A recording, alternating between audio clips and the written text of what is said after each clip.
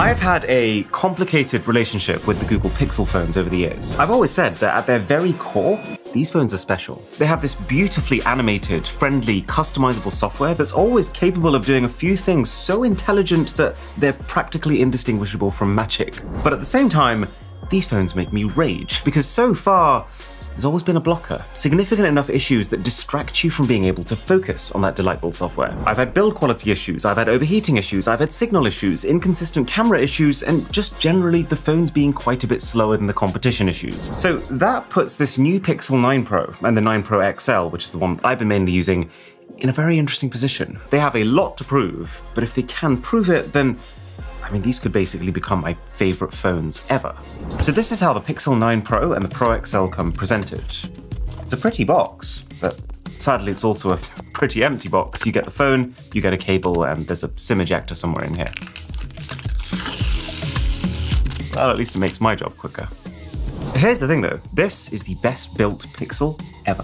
It feels almost exactly like an iPhone 15 Pro Max when you pick it up. Very similar dimensions, very similar flat sides with a slight curve, and it's the same weight down to the gram. I remember reading a post saying that way more of the people who buy Pixels are actually ex-iPhone users as opposed to ex-Samsung. So I'd be very surprised if this similarity wasn't intentional to even further entice Apple fans who are still on the fence. But either way, I mean this as a compliment to the Pixel. The sides are grippier than their past phones. It looks and feels just really classy, especially with these thinner, completely even screen bezels. And this is also easily the most solidly constructed phone Google has ever made. It doesn't flex one bit. And if you haven't already seen it, I'd say it very much passed the jerry-rigged durability test. I've kind of been getting the feeling over the last few years that the Pixel would end up as yet another one of those canned Google projects. You know the classic downward spiral where things aren't quite there with a tech product, so then it doesn't sell well, so then it makes less money, so then it gets less investment and never improves because of that. Besides,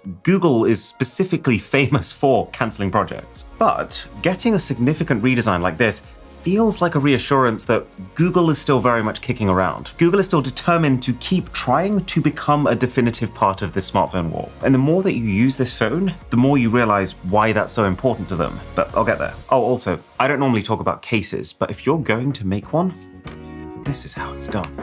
This thing is addictively soft. It shows up no fingerprints, no light scratches. It gently swoops around the camera module, giving you this soft lip to rest your fingers against. There's nice felt on the inside, a metal logo and metal buttons, which actually match the remaining visible part of the phone. And the sprinkle on top is that the fit is perfect. Every single cutout is exactly centralized, which, well, you'd be surprised how often that doesn't happen.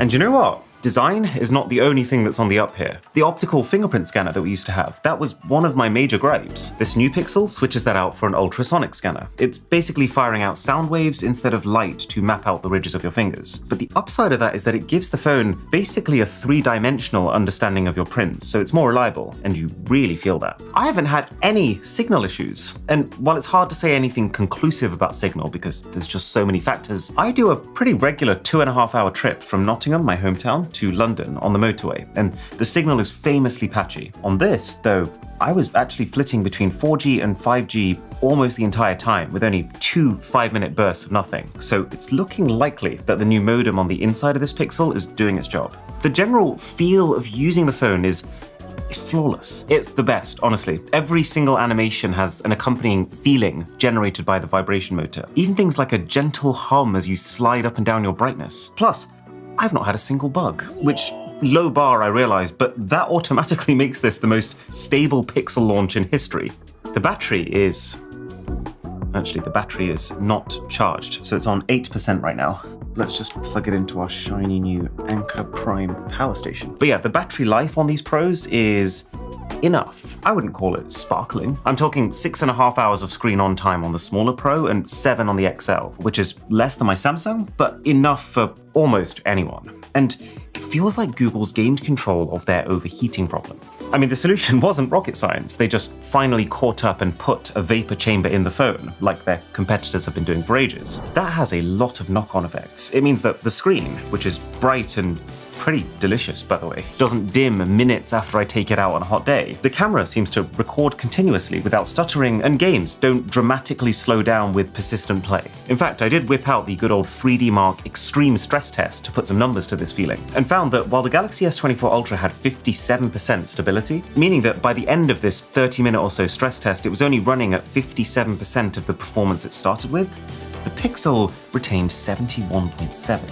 Now that's not the full story, because while the Pixel's stability score is higher, its performance to start with is so much lower that even with more stability, there isn't a single point in this test where it's better than the S24 Ultra. Every year, performance has been a classic Pixel weakness that every year Google seems to keep addressing by just slapping that AI band-aid on top. And this new phone isn't completely free of that curse either.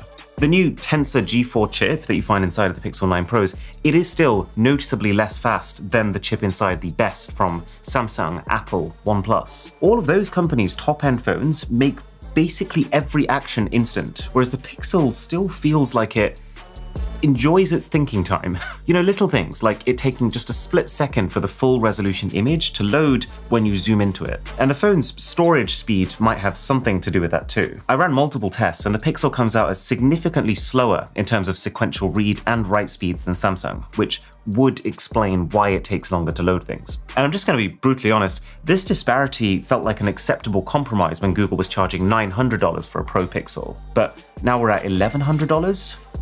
It needs to get on that level.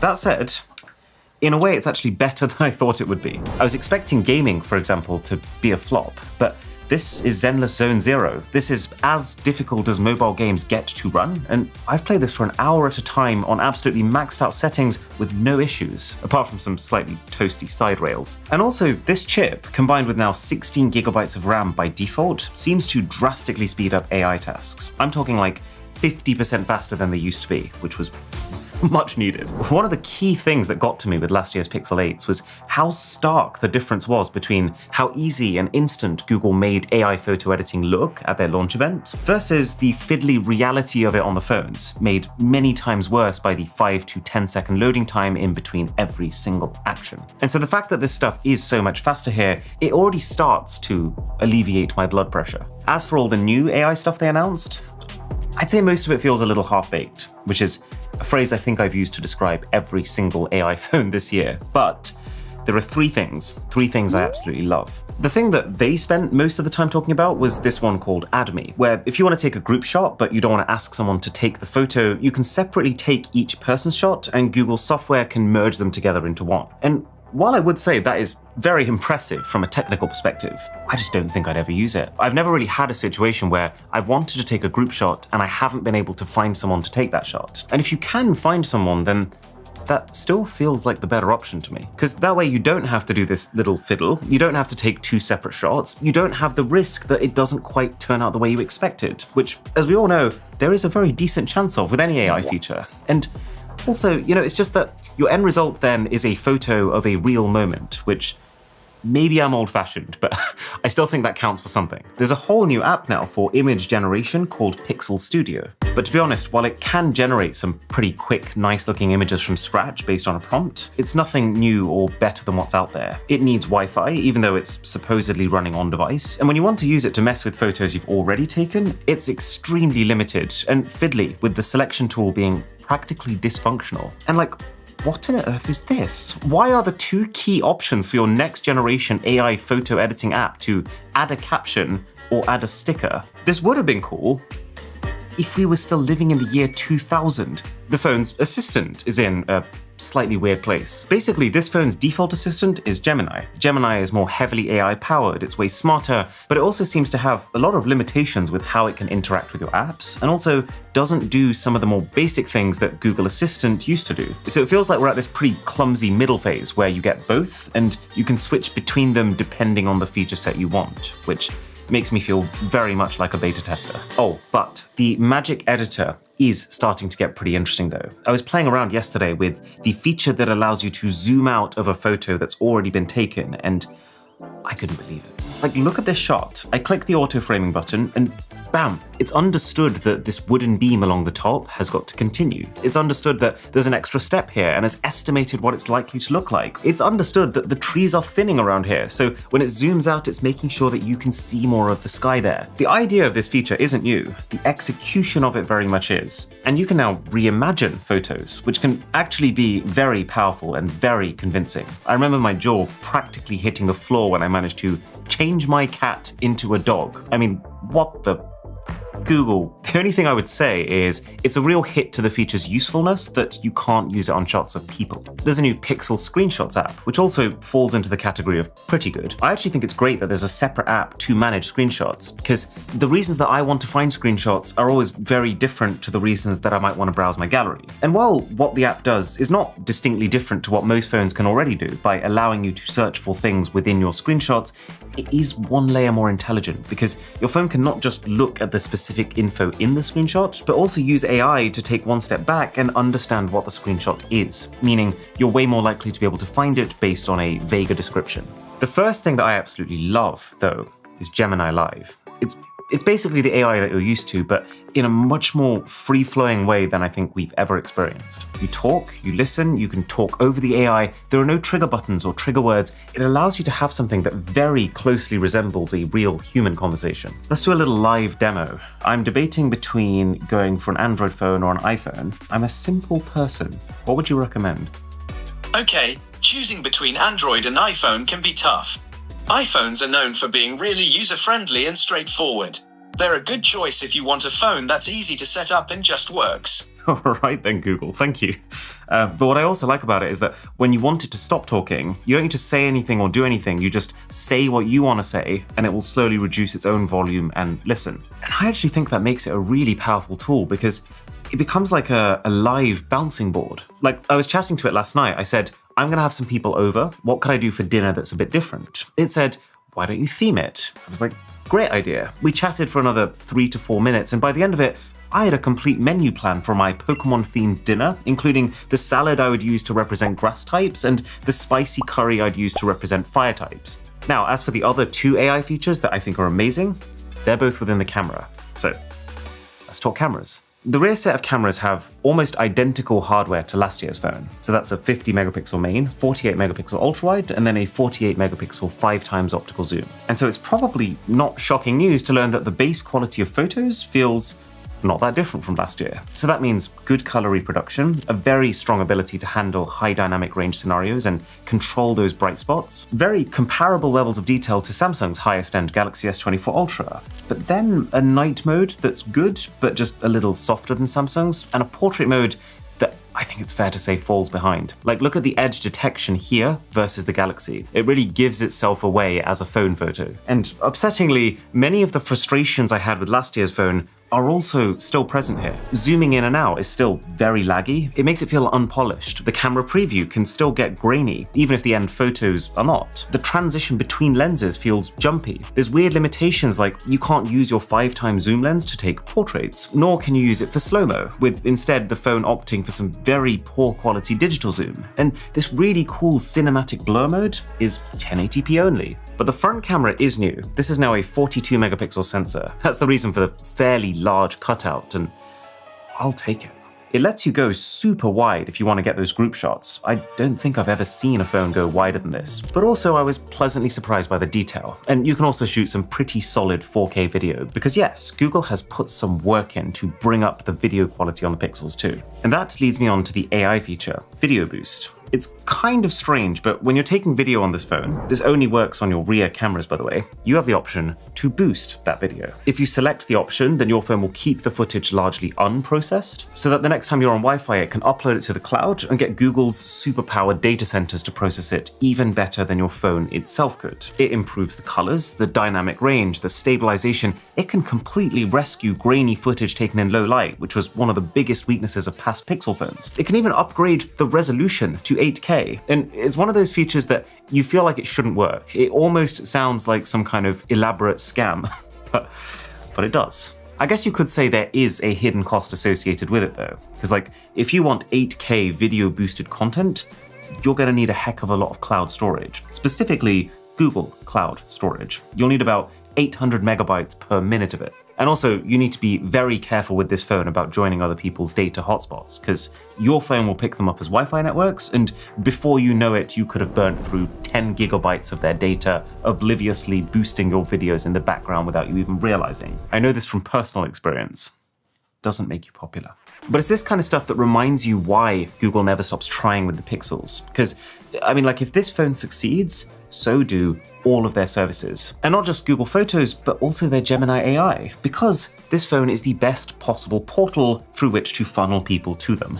It's also very clear that this is why Google is like the only company still shipping a top-of-the-line Pro phone, starting with just 128 gigabytes of onboard storage, which, to be honest, combined with it costing a whole $100 extra just to get to 256, feels low-key diabolical to me. But then, here is the other thing about this camera. The zoom. See, the baked-in super res zoom feature that Pixels have is already good. Like when you zoom in 30 times and you take the shot, a surprising amount of improvement is made after that capture. To the point where I would say the Pixels long-range zoom shots are already 95% as good as those on Samsung's S24 Ultra. And that's one of that phone's key selling points. But then, add in the new Zoom Enhance AI feature on top of that, and Samsung gets absolutely murdered. Now, this obviously does open a can of worms, because what Google is doing here is inventing detail. It's not completely consistent, and it's perfectly possible that this texture it's creating isn't completely real. So is it actually the better zoom camera? I guess that's up to you. But which image would I rather have? That's pretty clear. It's the Google. The final thing I would add about cameras is the very underrated panorama mode. This is the best phone for taking panoramas. It makes them really easy to take, they're super detailed, and each photo is stitched together extremely seamlessly. Okay, so is this phone good? Yes, it is. The Pixel 9 Pro either improves upon or completely fixes about 70% of my issues with past Pixels. Everything from cameras to performance to AI. It does that with classic Google perks like this joyous software and 7 years of Android updates, with then extras that I didn't even know I wanted, like this big redesign, or, well, actually, forget the redesign. Look at this case.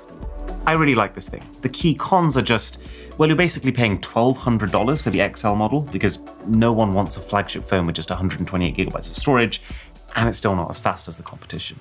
Okay, it's been an hour and the phone is on 67% while I've been using it the whole time. And you want to know why? It's because of the new Anker Prime charging station. The company is sponsoring this video, but that doesn't change the fact that this is the new gold standard for a setup. It's got a total output of 250 watts, so one cable into here, and this thing can happily charge your laptop, 3 phones, and 2 other gadgets all at full speed. Plus, it's got a 2.26-inch LCD interactive charging display, which gives you immediate updates on charging status and speed. But there is more. There's a new Fusion power bank, which is so cool because this is basically a full-on wall charger. And then as soon as you want to go somewhere, you automatically have a fully charged 9,600 mAh battery pack. Not to mention the docking station, which is this absolutely ridiculous 14-in-1 charging and data transfer solution. You can turn a desk like this into a desk like this with one of these. This stuff right here is, no exaggeration, currently the top contenders for what we're going to be kitting out our next-gen studio with. So check out the full Anker Prime lineup in the link below.